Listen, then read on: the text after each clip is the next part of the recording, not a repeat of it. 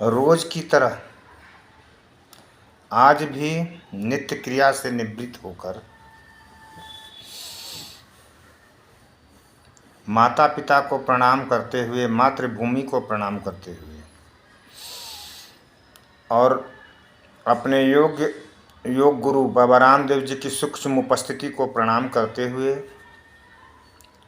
और आधुनिक युग के धन्वंतरी आचार्य बालकृष्ण जी को प्रणाम करते हुए मैं यह ऑडियो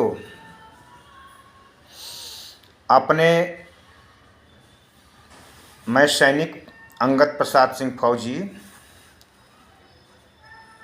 अपने सैनिकों के लिए समर्पित कर रहा हूं कि आज हमारे सैनिक जो मातृभूमि की रक्षा के लिए अपना सर्वोच्च बलिदान देते हैं और उनके साथ जो विसंगतियां हुई है उसके लिए जंतर मंतर पे जो धरना दे रहे हैं, उसी के लिए माननीय मोदी जी से भी इस वीडियो के माध्यम से प्रार्थना कर रहा हूं कि मोदी जी आप में एक सज्जन दिखता है मुझे जब मैं आपको देखता हूं पूजा करते हुए। बद्रीनाथ में से जो आपकी तस्वीर देखा, जो आप पूजा कर रहे हैं भगवान शिव का, तो भगवान शिव स्वयं नहीं रक्षा करते हैं, आपके ही सैनिक शिव के रूप में उनकी आंखें हैं जो बॉर्डर की रक्षा करते हैं। शिव जी कहीं त्रिशूल से आतंकवादियों को नहीं मारते, सैनिक ही मारते हैं आतंकवादियों को त्रिशूल से। तो आपसे मेरी विनम्र प्रार्थना है, जो पूजा आस्था तो एक अलग बात है, लेकिन ये सैनिक जो देश के लिए सर्वोच्च बलिदान करते हैं, उनकी आंखें शिव जी की ही आंखें हैं, राम जी की ही आंखें हैं। जैसे राम जी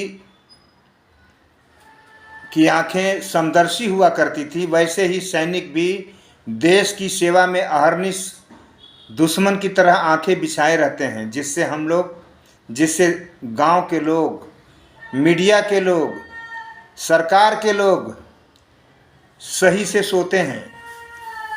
कुछ ही टाइम के लिए संसद पे जो अटैक हुआ था आप देखे होंगे, उसमें भी सेना का ही अर्धसैनिक बल का ही जवान आप लोगों का रक्षा किया। तो मैं तो यही बोलूँगा, ये विनम्र प्रार्थना आपसे करूँगा कि हमारे जो सैनिक अपनी आवाज़ आप तक पहुँचाने के लिए बहुत कोशिश कर रहे हैं, क्या क्या यत्न किए, सांसदों को दिए, विधायकों को दिए अपना ज्ञापन, लेकिन शायद मुझे नहीं लग रहा है कि आप तक पहुंचा है। जब पहुंचा होता तो आप ज़रूर सुनते सैनिकों की। और मैं आपसे बार बार यही विनम्र प्रार्थना करूंगा कि आप सैनिकों की सुनिए, अच्छा रहेगा। वो संत सिपाही हैं। हमारी भोजपुरी भाषा में एक गाना है कि रोमा दुखिया गरीब का, एक सिपाही इतना डिसिप्लिन में होता है कि अपने सीनियर के अगेंस्ट भी कुछ नहीं बोल सकता है, लेकिन उनके साथ विसंगति हुई है, बहुत सारी जातीय हुई है, बहुत सारे कारनामे हुए हैं जो मीडिया स्वयं दिखा रहा है आपको। ये कड़वे सवाल वाले सर भी, दिनेश गर्ग जी, आपको बहुत सारी बातें बताए हैं सैनिकों के मन की। तो मैं तो यही बोलूँगा, जिस मीडिया भाइयों की भी बात सुनते हुए, और आप सुने हम लोगों की बात और इस पे विचार करें, पुनः विचार करें अपने फैसले पर। जो आरोपी में जो विसंगति हुई है उसका समाधान कर दें। हमारे फेडरेशन जो हम लोगों का फेडरेशन बना है, वो लोग बोल रहे हैं ना, रिटायर्ड जज से इसका जांच करा लीजिए। अगर हम लोगों की मांग अनुचित होगी तो हम लोग उसको मान जाएंगे, हम चुपचाप बैठ जाएंगे, आपसे कुछ नहीं मांगेंगे। अरे आप जरा सोचिए, जे आप 5 साल के लिए सांसद बनते हैं, आपको कितनी सुविधा मिलती है, कितना। और मैंने तो सुना है कि आप तनख्वाह भी नहीं लेते प्रधानमंत्री जी।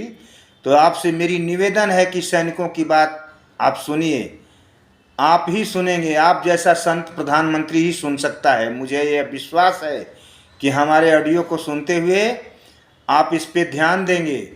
रोमा दुखिया गरीब का तपर बेकरी।